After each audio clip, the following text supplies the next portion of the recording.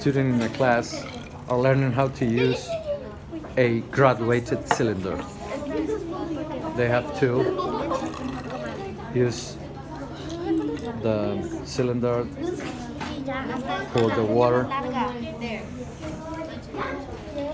and also draw what they are doing.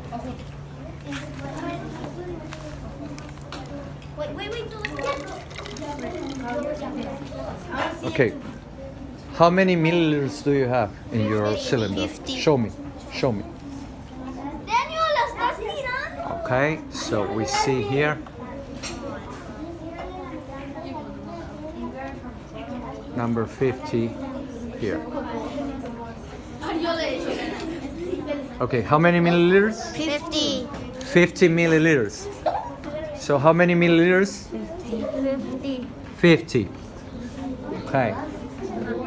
Now, where's your drawing? You have to write English and Spanish.